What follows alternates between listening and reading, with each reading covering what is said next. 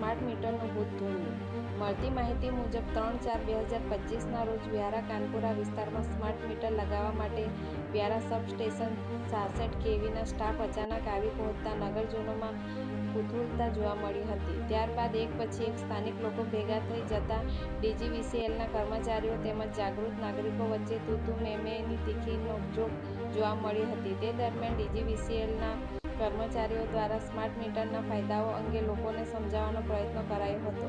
ત્યારે ભેગા થયેલા જાગૃત નાગરિકો દ્વારા અનેક સવાલો ઊભા થતા હાલ ડિજિટલ મીટરો મૂકવાનું મુલતવી રાખવામાં આવ્યું હતું. પરંતુ મળતી માહિતી મુજબ ડીજીવીસીએલના કર્મચારીઓ દ્વારા જબરજસ્તી સ્માર્ટ મીટર મૂકવાની કોશિશ કરવામાં આવી હતી અને ઉપસ્થિત ઇજનેર દ્વારા લોકોને સ્માર્ટ મીટર બાબતે ઘરના મિત્રો અમારા છે, અમે એને ગમે ત્યારે લગાડી કે કાઢી શકીએ છીએ તેવો સ્માર્ટ જવાબ પણ આપ્યો હોવાની ચર્ચા ચાલી રહી છે. ત્યારે સ્માર્ટ મીટર મૂકવા બાબતે લોકોનો અભિપ્રાય લઈ વિશ્વાસમાં લઈ સ્વમરજી મુજબના કામગીરી કરવામાં આવે તો લોકો સાથે ઘર્ષણ કે અફવાઓ પણ ન ફેલાય તેની તકેદારી ડીજીવીસીએલના કર્મચારીઓએ રાખવી જરૂરી બને છે.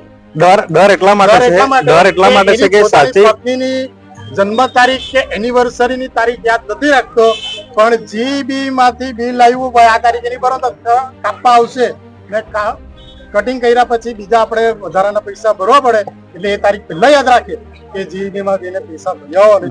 ઘણા જણનું બાકી રહી જતું હોય છે, ઘણા જણનું બાકી રહેતું હોય છે, ઘણી પ્રોસેસ હોય છે. બરાબર એવા હોય છે.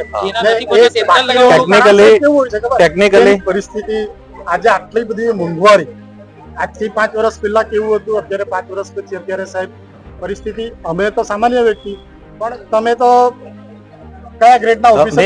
અમે સામાન્ય જ વ્યક્તિ છે, એમાં કઈ નથી. એટલે કહેવાનો મતલબ એ છે તમે સાહેબ તમે નોકરી કરો ને એટલે 1 થી 10 તારીખમાં પગાર આવે.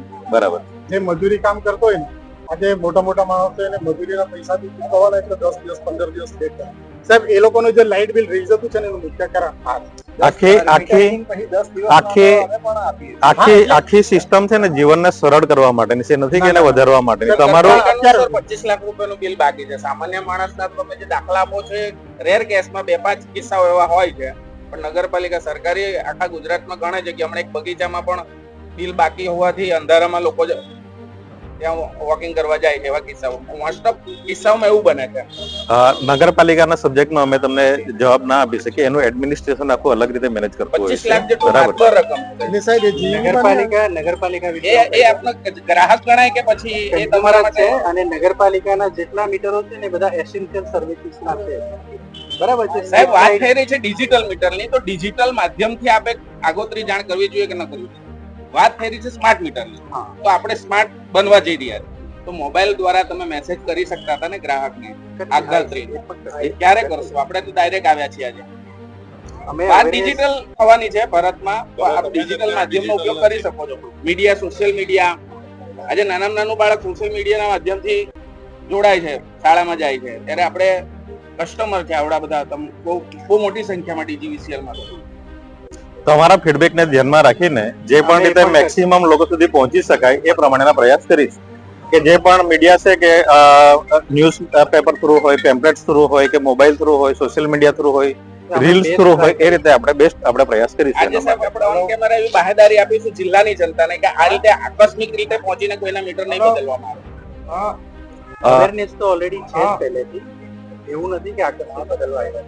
અવેરનેસ ઓલરેડી છે, બધે જ છે. આ બાહેદારી આ તમે આટલા ભેગા થયા છો એ પણ એ સૂચવે છે કે અવેરનેસ છે.